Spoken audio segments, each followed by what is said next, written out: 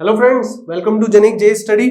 मेरा नाम है अनूप तिवारी और आज मैं आप लोगों को इंजीनियरिंग मैकेनिक्स के लेक्चर नंबर 12 में एंगल ऑफ फ्रिक्शन और फ्रिक्शन न्यूमेरिकल से रिलेटेड एक दो सवाल बताऊंगा। मैंने प्रीवियस लेक्चर नंबर 11 में, जो कि बहुत इंटरेस्टिंग लेक्चर था हमारा क्योंकि हमने फ्रिक्शन को स्टार्ट किया था, तो उसमें मैंने आप लोगों को फ्रिक्शन के बारे में भी बताया था। ओके फ्रेंड्स, और उसमें मैंने आपको फ्रिक्शन के टाइप्स बताए थे, फ्रिक्शन कैसे एक्ट करता है, और एक मिथ था हमारा फ्रिक्शन को लेके, वो भी मैंने आपको क्लियर कराया। जिन भी बच्चों ने मेरा वो लेक्चर नहीं देखा है, मैं आप लोगों से कहता हूं कि जाके उस लेक्चर को देखिए, बहुत जरूरी है। ठीक है, लेक्चर को देखना जरूरी है। ठीक, क्योंकि फ्रिक्शन को आप लोग एक ही तरह से सोचते थे, वो चीज नहीं होता। मैंने आप लोगों को बताया था कि फ्रिक्शन फोर्स को अपोज नहीं करता है, फ्रिक्शन कॉज ऑफ मोशन को अपोज करता है। ठीक है, अभी समझ में आएगा जब मैं न्यूमेरिकल्स बताऊंगा। दूसरी चीज मैंने बताया था कि वो फोर्स है, उसका ऐसा यूनिट बताया था। टाइप्स ऑफ फ्रिक्शन बताए थे, rolling friction, dynamic friction, static friction, sliding friction, कौन बड़ा होता है कौन छोटा होता है। मैंने आप लोगों को एक इंपॉर्टेंट ग्राफ भी पढ़ाया था, सब कुछ मैंने आप लोगों को कराया था। और लास्ट में मैंने आप लोगों को कोफिशिएंट ऑफ फ्रिक्शन के बारे में बताया था। ठीक, कोएफिशिएंट ऑफ फ्रिक्शन, थोड़ा सा उसको फिर से हम क्या करते हैं, कोएफिशिएंट ऑफ फ्रिक्शन, इसको मैं थोड़ा सा डिफाइन कर देता हूं, डेफिनेशन लिखवा देता हूं, क्योंकि प्रीवियस लेक्चर में मैंने डेफिनेशन नहीं लिखवाया था। ठीक है, जो भी बच्चे प्रीवियस लेक्चर मेरा नहीं देखे हैं, इलेक्ट्रिकल वाले तो देखे ही, जरूरी है, लेकिन जो आपके मैकेनिकल एंड सिविल के बच्चे हैं, वो ये ना सोचे कि आप लोग बड़े पारंगत हैं फ्रिक्शन को लेके, मैं क्वेश्चंस दूंगा, बिना देखे सॉल्व करिएगा, बन गए तो आप लोग बहुत ही समझदार हो, नहीं बना तो प्लीज मेरे वीडियो लेक्चर्स को देखिए आप लोग। ठीक है, तो चलिए कोफिशिएंट ऑफ फ्रिक्शन के बारे में भी मैं आप लोगों को थोड़ा सा बता देता हूं। ठीक है, मैंने कल आप लोगों को बताया था, it is the ratio of the limiting friction. बहुत ही ध्यान से समझिएगा friends, it is the ratio of the limiting friction to the normal, और या फिर हम नॉर्मल फोर्स को क्या कहते हैं फ्रेंड्स, रिएक्शन फोर्स। ठीक है, यही क्या होता है फ्रेंड्स, कोफिशिएंट ऑफ फ्रिक्शन का डेफिनेशन होता है। कोफिशिएंट ऑफ फ्रिक्शन क्या होता है, ये वो रेशियो होता है जो कि ये लिमिटिंग फ्रिक्शन और रिएक्शन फोर्स के रेशियो होता है। हम लोग जो इसको डिनोट करते थे friends, it is denoted by किससे डिनोट करते थे फ्रेंड्स, इसको हम म्यू से डिनोट करते थे। ये भी मैंने आप लोगों को बताया था। मैंने आप लोगों से कल एक सवाल पूछा था और मुझे बहुत ही दुख हो रहा है ये बोलते हुए, मैंने बार बार आप लोगों से बोला कि इसका ऐसा यूनिट कमेंट सेक्शन में लिख के बताइए, लेकिन हार्डली एक या दो बच्चों ने ही कमेंट सेक्शन में लिखा, या शायद वो भी नहीं लिखा। आई डोंट नो आप लोग कौन सी दुनिया में हैं, कौन से आसमान पे उड़ रहे हैं, लेकिन अगर आप लोग का ऐसा ही रवैया रहेगा फ्रेंड्स, तो I am so sorry to tell, आप सेलेक्ट नहीं होंगे। सच बहुत ही कड़वा होता है फ्रेंड्स, मैंने भी बहुत कॉम्पिटिटिव एग्जाम नहीं दिए हैं फ्रेंड्स, और जब सेलेक्ट नहीं होते हैं ना तो बहुत तकलीफ होती है। आप लोग भी उस चीज को समझिए। आई एम सॉरी, मैंने आप लोगों को बोला था आप लोग इसका मुझे ऐसा यूनिट लिख के बताएंगे, क्यों नहीं बताया आप लोगों ने। आप लोग बहुत स्मार्ट है, आई होप आप लोग बहुत स्मार्ट है, आप लोगों को हर चीज की नॉलेज होगी। शायद हम ही लोग थोड़े बेवकूफ है कि हम लोग इतना मेहनत करते हैं और पढ़ाते हैं फ्रेंड्स। ठीक है, ठीक है, अगर आपको नहीं पता तो बात अलग है, पता है फिर भी आपने नहीं लिखा, या आपने शायद हो सकता है पूरा वीडियो ही नहीं देखा। मैं अपने उन बच्चों के लिए बता देता हूं, कुछ 4 या 5 ही बच्चे होंगे आई थिंक सो, जो कि पूरा वीडियो को देखते होंगे। तो चलिए मैं आप लोगों को बता देता हूं, म्यू की जो वैल्यू थी फ्रेंड्स वो थी F/n। ठीक है, ये मेरी क्या थी फ्रेंड्स, म्यू की वैल्यू थी। तो म्यू की जो वैल्यू होती है F/n, इसका जो SI यूनिट होता है वो होता है, इसका जो SI यूनिट होता है वो होता है कुछ भी नहीं, it is a unitless quantity. SI unit नहीं होता है फ्रिक्शन, कोफिशिएंट ऑफ फ्रिक्शन का।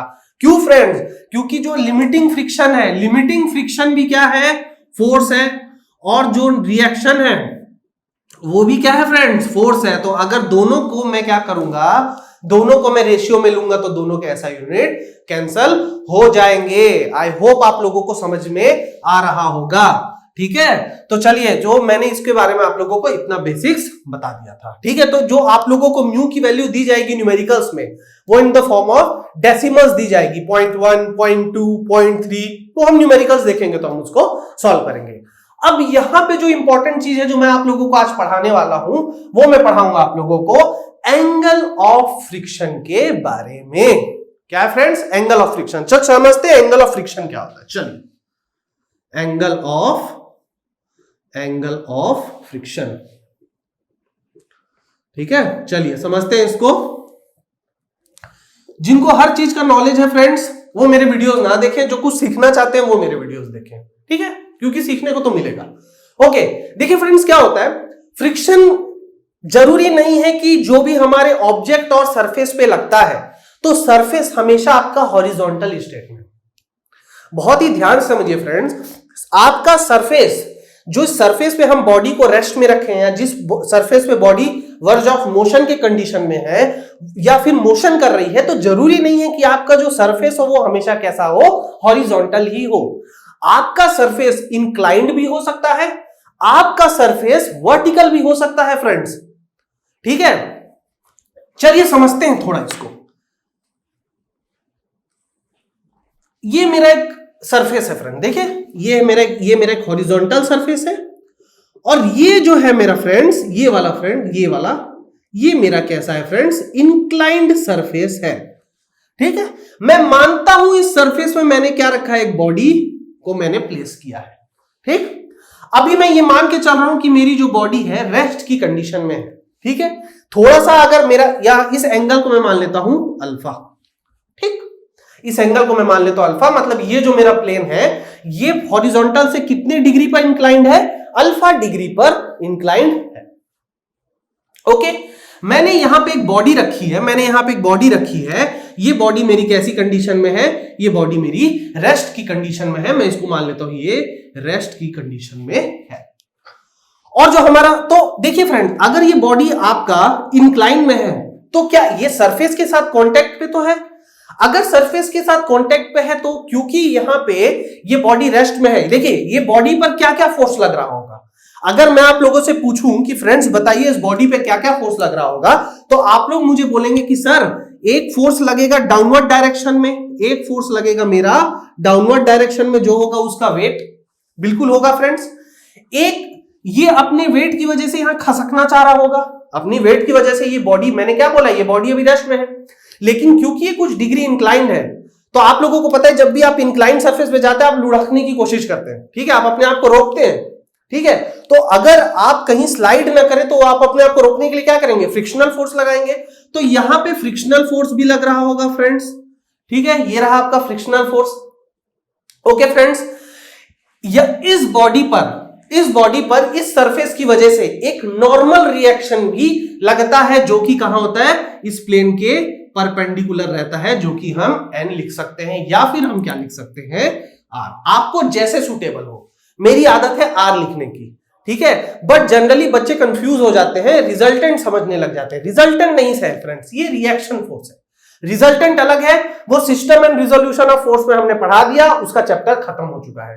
यहां फ्रिक्शन पे जो आर है, ये है हमारा रिएक्शन फोर्स, और जो रिएक्शन फोर्स होता है वो सरफेस अप्लाई करता है बॉडी पे, कितने एंगल पे, सरफेस से 90 डिग्री पर, कितने एंगल पे, सरफेस से 90 डिग्री, मतलब अगर मैं इसको ऐसे करूं तो ये एंगल कितना होगा, 90 डिग्री होगा। तो अगर कोई बॉडी किसी इंक्लाइन सरफेस पे रहता है, तो जनरली उस पे 3 फोर्सेस एक्ट करते हैं, उसका वेट, उसका फ्रिक्शनल फोर्स, रेस्ट की कंडीशन की बात कर रहा हूं फ्रेंड्स, मोशन की कंडीशन नहीं ले रहा हूं मैं यहां पे, वेट, फ्रिक्शनल फोर्स, कौन से डायरेक्शन में, ये बॉडी इधर स्लाइड करना चाह रहा होगा, तो बॉडी के जहां पे स्लाइड करना चाह रहा होगा उसके अपोजिट डायरेक्शन में, यानी कि ये फ्रिक्शनल फोर्स, और तीसरा क्या होगा, सरफेस के द्वारा लगाया गया नॉर्मल रिएक्शन। ओके फ्रेंड्स, तो अगर मैं क्या करूं, इस इंक्लिनेशन की हाइट को मैं बढ़ाता जाऊं, अगर मैं क्या करूं, इस इंक्लिनेशन एंगल को, हाइट नहीं फ्रेंड्स, एंगल, इस एंगल को अगर मैं बढ़ाता जाऊं, अगर मैं एंगल कम करूंगा तो देखिए ऐसे इंक्लाइंड है, अगर एंगल कम होगा तो इस डायरेक्शन में आएगा, अगर एंगल बढ़ेगा तो ये बढ़ता जाएगा। तो अगर मैं एंगल बढ़ाता जाऊं और एक ऐसा एंगल, एक ऐसा पॉइंट आ जाएगा मेरा जहां पे मेरा बॉडी ऑटोमेटिकली स्लाइड करने लग जाएगा उसके वेट की वजह से, तो वो जो एंगल होगा हमारा अल्फा, वो होगा हमारा एंगल ऑफ फ्रिक्शन। चलिए मैं इसको क्या करता हूं, पॉइंट वाइज अच्छे से लिखवा देता हूं। पॉइंट वाइज में क्या करता हूं, इसको अच्छे से लिखवा देता हूं। चलिए समझते हैं फ्रेंड्स। सबसे पहले मैंने लिखवाया आपको body at rest, inclined surface के बारे में हम पढ़ रहे हैं। इंक्लाइंड सरफेस में हम जो पहला चीज पढ़ रहे हैं वो ये है कि बॉडी इज एट रेस्ट। ये हमारा पहला पॉइंट था कि नहीं था फ्रेंड्स? दूसरा पॉइंट ये था कि वेट एक्ट्स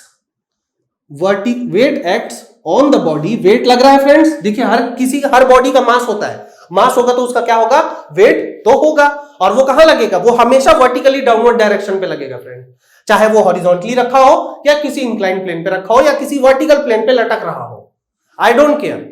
तो उसका वेट जो होगा वो कैसा होगा, वर्टिकली डाउनवर्ड डायरेक्शन। तो इसमें कौन सा चीज लग रहा है, weight acts on the body in vertically downward direction. ये हुआ फ्रेंड्स, वेट कहां लग रहा है आपका, I am sorry friends, weight कहां लग रहा है आपका, वर्टिकली डाउनवर्ड डायरेक्शन पर लग रहा है। तीसरा आपका जो फ्रिक्शनल फोर्स लग रहा है, कहां लग रहा है, opposing to the direction of motion. देखिए फ्रिक्शन कहां लग रहा है, friction acts opposite to the sliding direction. ठीक है, ये लिखना ज्यादा एक्यूरेट होगा मेरे हिसाब से। स्लाइडिंग की डायरेक्शन कौन सी है, नीचे, यहां पे आपका बॉडी स्लाइड होना चाह रहा होगा, तो फ्रिक्शन कहां लग रहा है, इसके जस्ट अपोजिट डायरेक्शन में। तो वही मैंने लिखा, friction acts opposite to the sliding direction. जो चौथा है, जो तीसरा फोर्स है हमारा, वो क्या लग रहा है, reaction force acts perpendicular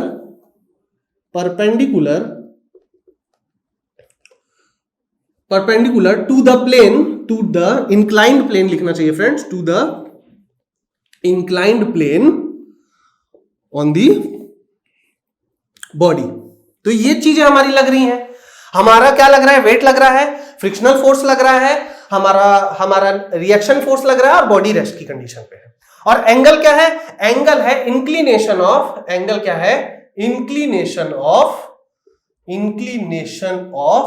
plane with the horizontal. ये मेरा क्या है, 3 से 4 पॉइंट्स हैं फ्रेंड्स। ठीक, अब मैं क्या बोल रहा हूं, मैं आपको ये बोल रहा हूं कि अगर मैं इस एंगल को बढ़ाता जाऊं, मेरे क्या हो रही है, अल्फा बढ़ती जा रही है, तो ये इंक्लिनेशन भी क्या हो रहा है, बढ़ रहा है फ्रेंड्स। तो एक समय ऐसा आएगा जब बॉडी आपकी क्या होगी, अपने वेट की वजह से, भाई कोई भी चीज स्लाइड होती है वो अपने वेट की वजह से होती है, तो क्या होगा, एक ऐसा पॉइंट आएगा जब बॉडी अपने वेट की वजह से क्या होगी, फ्रिक्शनल फोर्स के लगने के बावजूद भी स्लाइड होने लग जाएगी। ठीक है, अगर फ्रिक्शनल फोर्स के लगने के बावजूद भी जिस पॉइंट पर बॉडी स्लाइड होने लग गई या जिस एंगल पे ये बॉडी स्लाइड होने लग गई, वही एंगल आपका क्या कहलाएगा, एंगल ऑफ फ्रिक्शन। तो चलिए इसको भी लिख देते हैं, when alpha is increased there will be a point when the body will start sliding downwards due to its self weight. The angle alpha at that point क्या कहलाएगा, is equal to angle of friction. ठीक है, इसको अच्छे से लिख लेंगे friends. जब अल्फा हम इंक्रीज कर रहे हैं तो एक पॉइंट आएगा जब आपकी बॉडी स्लाइड करना स्टार्ट कर दी। कि क्यों? अपने सेल्फ वेट की वजह से। और जब वो स्लाइड करेगी तो उस समय पे, जो उस पॉइंट पे जो अल्फा की वैल्यू होगी, वही मेरी क्या कहलाएगी? Angle of friction. तो चलिए, आई होप आप लोगों ने इसको लिख लिया होगा। आई होप आप लोगों ने इसको लिख लिया होगा। ठीक है, तो देखिए, जिस पॉइंट पर आपका, जिस पॉइंट पर, एट द पॉइंट, ठीक है, जिस पॉइंट पे आपका बॉडी क्या हो गया? स्लाइड करना स्टार्ट कर दिया, तो मैं ये मानता हूं कि वो जो अल्फा की वैल्यू थी वो क्या हो गई थी? 5। क्योंकि अल्फा की बहुत सारी वैल्यूज हो रही है, अल्फा बढ़ता जा रहा है, 10 डिग्री, 20 डिग्री, कुछ भी हो सकता है। अगर मान लीजिए 20 डिग्री है, शुरू में अल्फा 10 डिग्री था, 20 डिग्री पे स्लाइड कर गया, तो हम 10 से बढ़ा रहे थे। ठीक है, तो कभी 10 था, फिर 11, 12, 13, 14, 15, 16, ऐसे बहुत सारे एंगल्स आ रहे थे। तो जो एंगल ऑफ फ्रिक्शन है, मैं उसे क्या मान के चल रहा हूं? 5 मान के चल रहा हूं। तो ये वो एंगल है। तो एंगल ऑफ फ्रिक्शन को हम किससे डिनोट करेंगे? एंगल ऑफ फ्रिक्शन को हम डिनोट करेंगे 5 से। ठीक है, तो ये वो एंगल है अल्फा का, ये वो एंगल है जो अल्फा रीच कर रहा है, जिसमें बॉडी क्या हो रही है? अपने वेट की वजह से स्लाइड करना स्टार्ट कर रही है, despite of frictional force. Okay, तो अगर ये वैल्यू एंगल ऑफ फ्रिक्शन है, तो मैंने म्यू की वैल्यू आप लोगों को लिखवाई थी फ्रेंड्स। म्यू होता है F/R, ये मैंने लिखवाया था। ये वैल्यू बराबर होती है tan phi की, इसलिए मैंने आप लोगों को ये चीज पढ़ाया है। म्यू की जो वैल्यू होती है tan phi की बराबर होती है, जहां पे phi क्या होता है? Angle of friction. Okay friends, ये बहुत ही इंपॉर्टेंट रिलेशन है, इसको याद रखना है। ठीक है, एंगल ऑफ फ्रिक्शन के बारे में भी आप लोगों को पता चल गया। बहुत इजी है फ्रेंड्स, बहुत इजी है। मैंने बहुत अच्छे से इसको समझाया, जैसा मेरे को समझ में आया। मैं क्या करता हूं फ्रेंड्स, पढ़ाने से पहले मैं खुद स्टडी करता हूं, मैं सोचता हूं मैं क्या क्या लिखूंगा, क्या क्या बच्चों को मैं बताऊंगा, और उसके बाद में इस चीज को यहां लिखवाता हूं। ठीक है, आप किसी भी और चैनल में जाके देखिए फ्रेंड्स, आपको ऐसे कोई नहीं समझाएगा। हर पॉइंट लिखाना, हर डायग्राम बताना सबके बस की बात नहीं है फ्रेंड्स। ठीक है, चलिए, ओके, अब हम लोग क्या करेंगे फ्रेंड्स, आपको सारा कॉन्सेप्ट समझ में आ गया। अब हम लोग चलिए एक बेसिक सा न्यूमेरिकल की बात करेंगे। हम लोग क्या करेंगे? एक बेसिक से न्यूमेरिकल पे ध्यान देते हैं। ओके, चलिए, हम लोग सारे न्यूमेरिकल्स करेंगे फ्रेंड्स। हम लोग स्लाइडिंग के न्यूमेरिकल्स करेंगे, और हम लोग इंक्लाइन प्लेन से रिलेटेड के भी न्यूमेरिकल्स करेंगे। और वर्टिकल प्लेन से रिलेटेड जरूरी नहीं है फ्रेंड्स, क्योंकि वो थोड़े लेंदी हो जाते हैं। मैं आपको एक एग्जांपल दे देता हूं बहुत अच्छा। आप कहेंगे सर वर्टिकल प्लेन में कब होता है? सीढ़ी देखें, सीढ़ी से आप लोग चढ़ते होंगे। ठीक है, तो जो सीढ़ी होता है आपका, जो वर्टिकल प्लेन होता है, ऐसे होता है, तो इसमें आपका क्या रहता है? आपका स्टेयर्स होता है। ये आपका वर्टिकल प्लेन है, वर्टिकल प्लेन, ये है हॉरिजॉन्टल प्लेन, और ये क्या है? स्टेयर्स, यानी कि सीढ़ी। तो इस केस में भी क्या होता है फ्रेंड्स? आपका फ्रिक्शन तो लगता है।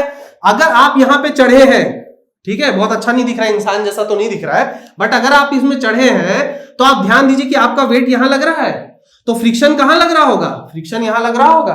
और आपका जो यहां पे स्टेयर का जो ये वाला पॉइंट है, यहां स्लाइड होना चाह रहा होगा, तो फ्रिक्शन इस केस में कहां लगेगा? इसके इधर डायरेक्शन में लगेगा। ये स्लाइडिंग डायरेक्शन है और ये फ्रिक्शन डायरेक्शन है। ठीक है, तो अगर इससे रिलेटेड कोई क्वेश्चन आता है, अगर इससे रिलेटेड कोई क्वेश्चन आएगा, तो एफबीडी के दौर पे पूछेगा, न्यूमेरिकल नहीं पूछेगा फ्रेंड्स, क्योंकि इसके न्यूमेरिकल्स काफी लेंदी हो जाते हैं। ठीक है, बस आप अभी ये ध्यान रखिए कि वर्टिकल डायरेक्शन के केस में जो सबसे अच्छा एग्जांपल हम फ्रेम कर सकते हैं, वो रिलेटेड टू स्टेयर्स कर सकते हैं। ठीक है, चलिए, मैं आप लोगों को अभी एक बेसिक सा क्वेश्चन पूछूंगा, मैं आप लोगों को एकदम बेसिक सा क्वेश्चन पूछूंगा, और वहीं पे आप लोगों का स्किल जज हो जाएगा। चलिए, मेरे पास एक न्यूमेरिकल है फ्रेंड्स, क्वेश्चन नंबर 1। मेरे पास एक हॉरिजॉन्टल प्लेन है, ओके फ्रेंड्स, और यहां पे मेरे पास एक ऑब्जेक्ट है। इस ऑब्जेक्ट का जो वेट है, इस ऑब्जेक्ट का जो वेट है वो है 100 न्यूटन। बहुत इजी सा फ्रेंड, एकदम easy. Genic Prime is the new features by Genic Education, where you will get 450 plus video series questions explanation, Prime Facebook group for doubt solving, assignments, live sessions and many more. If you are interested, then visit website and join quickly.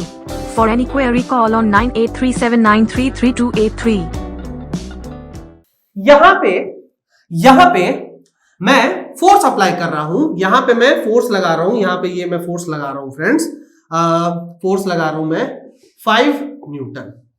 ठीक है, मैं क्या करना चाह रहा हूं, 100 Newton के block को 5 न्यूटन अप्लाई करके मैं क्या करना चाहता हूं, मूव करना चाहता हूं। ठीक, ओके।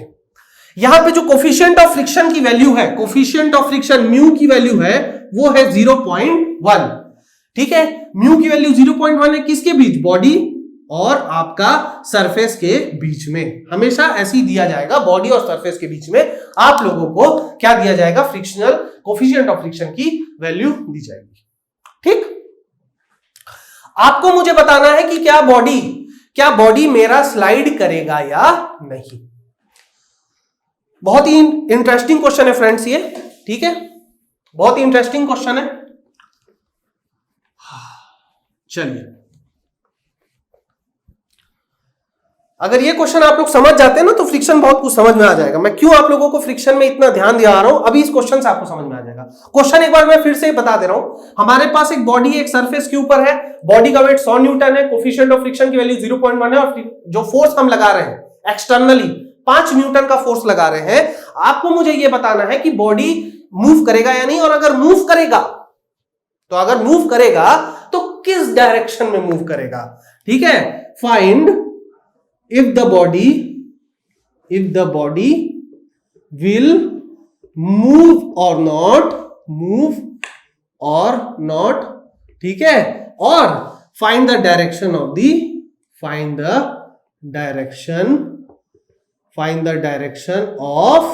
motion। ठीक है, आपको मुझे इसकी वैल्यू बतानी है। ठीक है, चलिए इसको देखते हैं। मेरे पास ये जो बॉडी है, तो चलिए मैं इसका क्या करता हूं, एक फ्री बॉडी डायग्राम बनाता हूं। फ्री बॉडी डायग्राम फ्रेंड्स, चलिए ये मेरा ऑब्जेक्ट है, ओके, ये मेरा क्या पॉइंट है, सेंटर, मैं इसको मान सकता हूं सेंटर ऑफ मास या सेंटर ऑफ ग्रेविटी, कुछ भी मान सकता हूं। यहां मेरा क्या कर रहा है, वेट लग रहा है 100 न्यूटन।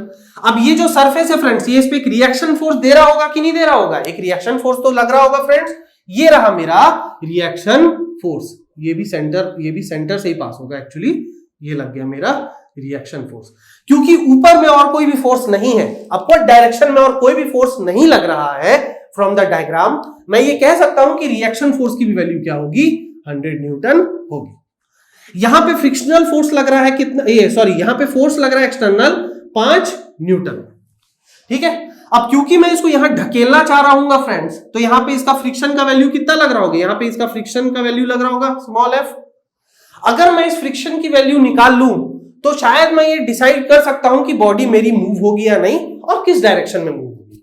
ओके, हमने एक फॉर्मूला पढ़ा है, हमने एक फॉर्मूला क्या पढ़ा friends, mu is equal to F by N, ये हमने अभी फॉर्मूला पढ़ा।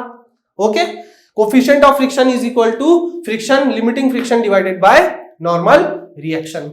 तो यहां पे नॉर्मल रिएक्शन देखिए क्या है, एफ बाय आर लिख लीजिए इसको, एफ बाय आर, आर की वैल्यू है 100, म्यू की वैल्यू कितनी है फ्रेंड्स 0.1, तो 0.1 is equal to F upon 100।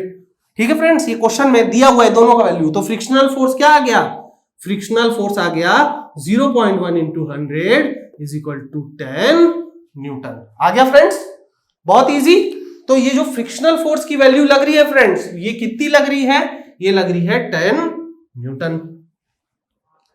Okay, ये फ्रिक्शनल फोर्स की वैल्यू जो लग रही है वो कितनी लग रही है, 10 न्यूटन। तो देखिए बॉडी पे मैं फोर्स लगा रहा हूं 5 न्यूटन इधर, और बॉडी पे जो फ्रिक्शनल फोर्स आ रहा है वो आ रहा है 10 न्यूटन इन दी लेफ्ट डायरेक्शन। तो बॉडी मूव करेगा, कहां मूव करेगा, क्यों, रिजल्टेंट देखिए फ्रेंड्स, रिजल्टेंट आपका जो रिजल्टेंट है, तो समीशन एफ एक्स में कितना हो जाएगा, 100 माइनस 100 0, और समीशन एफ वाई में कितना हो जाएगा फ्रेंड्स 5 माइनस 10 यानी कि -5 न्यूटन। ओके, -5 न्यूटन हुआ तो ये क्या होगा, किस डायरेक्शन में मूव करने लग जाएगा, लेफ्ट डायरेक्शन पर मूव करने लग जाएगा। ओके फ्रेंड्स, समझ में आया, आई होप आप लोगों को समझ में आया होगा ये कैसे होता है। ठीक है, ये पूरा का पूरा सॉल्यूशन गलत है, ये पूरा का पूरा सॉल्यूशन गलत है। This is the most worst solution जो मैं कह सकता हूं जो बच्चे सॉल्व करते हैं, और बच्चे ऐसे ही सॉल्व करते हैं। क्यों, अगर मैं बहुत इजी से समझाने की आप लोग कोशिश करता हूं फ्रेंड्स। बॉडी अगर मेरी रेस्ट पे है, बहुत ध्यान से देखिए, ये मार्कर है फ्रेंड्स, बॉडी मेरी रेस्ट पे, अगर मैं बॉडी पर इधर फोर्स लगा रहा हूं इस डायरेक्शन में, फ्रिक्शन इधर लग रहा है, नो डाउट। तो अगर मैं इस डायरेक्शन में लगाऊंगा तो क्या बॉडी इधर मूव करेगा? कभी नहीं, बॉडी आगे ही मूव करेगा या फिर रेस्ट में रहेगा। यहां पे जो मैंने न्यूमेरिकल सॉल्व किया, यहां पे क्या आ रहा है? यहां पे ऐसा आ रहा है कि बॉडी मेरी लेफ्ट डायरेक्शन पे मूव कर रही है कि नहीं फ्रेंड्स? इस न्यूमेरिकल में मैंने फॉर्मूला बिल्कुल सही लगाया फ्रेंड्स, जो भी डाटा था मैंने सही लिखा, मैंने फ्री बॉडी डायग्राम भी बिल्कुल सही बनाया। मैंने गलती कहां की? मैंने गलती की फ्रिक्शन वैल्यू को लेने में। अगर आपका ऑब्जेक्ट स्टेशनरी कंडीशन पे है, आप उसको धक्का दे रहे हैं, कोई फोर्स लगा रहे हैं, तो या तो बॉडी उसी डायरेक्शन में मूव करेगा जहां पे आप फोर्स लगा रहे हैं, या फिर वो रेस्ट में रहेगा, अपोजिट डायरेक्शन में मूव कभी नहीं करेगा फ्रेंड्स। तो यहां पे गलती कहां हुई?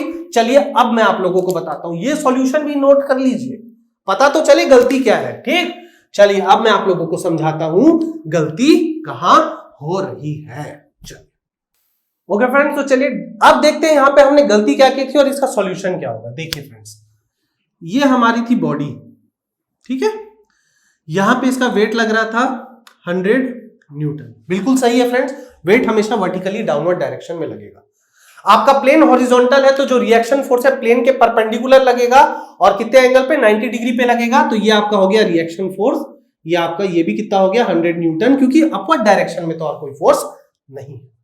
ये भी बिल्कुल ठीक है। ठीक है, तो हम यहां कह सकते हैं W is equal to R for this condition. Okay friends, now मैंने यहां पे फोर्स लगाया था, ये था 5 न्यूटन। ठीक, जो फ्रिक्शनल फोर्स आ रहा था फ्रेंड्स, ये भी था ये स्मॉल f। यहां पे जो हमारा फ्रिक्शन की वैल्यू आई थी, हमारी जो म्यू की वैल्यू थी 0.1, जो हमारा रिएक्शन था वो था 100, तो जो फ्रिक्शन की वैल्यू आई थी 0.1 इंटू 100 यानी कि 10 न्यूटन, ये लिमिटिंग फ्रिक्शन की वैल्यू थी फ्रेंड्स। ये जो मेरी वैल्यू थी ये थी लिमिटिंग फ्रिक्शन की वैल्यू, ये मेरी लिमिटिंग फ्रिक्शन की वैल्यू थी। मैंने आप लोगों को लास्ट लेक्चर में एक इंटरेस्टिंग फैक्ट ये बताया था कि फ्रिक्शन जो होता है, फ्रिक्शन की मैक्सिमम वैल्यू लिमिटिंग फ्रिक्शन के बराबर होती है। इसका मतलब ये है फ्रेंड्स कि अगर मैं यहां पे कोई भी फोर्स नहीं लगाता, चलिए मान लीजिए अगर मैं यहां पे कोई भी फोर्स नहीं लगाता तो यहां पे फ्रिक्शन फोर्स भी नहीं लगता। और मैंने आप लोगों को ग्राफ में कैसे बढ़ाया था, जैसे जैसे फोर्स बढ़ रहा है डायरेक्टली वैसे वैसे भी फ्रिक्शन बढ़ रहा है। इसका मतलब यह है कि 10 न्यूटन मैक्सिमम वैल्यू होगी फ्रिक्शन की, पर हमेशा नहीं होगी। अगर फोर्स यहां पे 1 न्यूटन है तो फ्रिक्शनल फोर्स भी यहां पे कितना होगा? 1 न्यूटन ही होगा। अगर ये 2 न्यूटन है तो ये भी कितना हो जाएगा? Friction 2 Newton. क्वेश्चन में मैंने आप लोगों से क्या पूछा है? फोर्स कितना है? 5 न्यूटन, तो फ्रिक्शनल फोर्स भी कितना हो जाएगा? 5 न्यूटन ही होगा। ठीक है, तो अगर फोर्स 5 न्यूटन होगा और फ्रिक्शनल फोर्स भी 5 न्यूटन होगा तो ये बॉडी आपका कैसा रहेगा? बॉडी विल रिमेन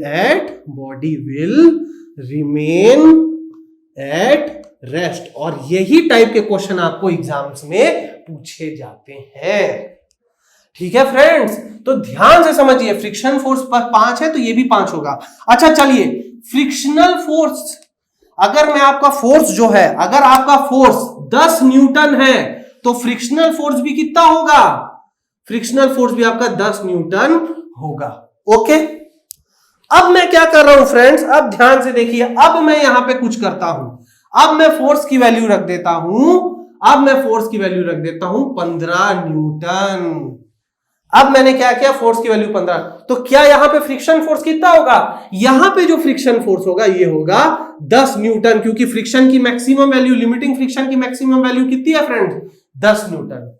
तो अब अगर यहां पे 10 न्यूटन और यहां पे 15 न्यूटन है तो resultant in the F direction कितना हो जाएगा? 15 माइनस 10 यानी कि 5 न्यूटन। यानी कि हमारा एक्स्ट्रा 5 न्यूटन कहां लग रहा है?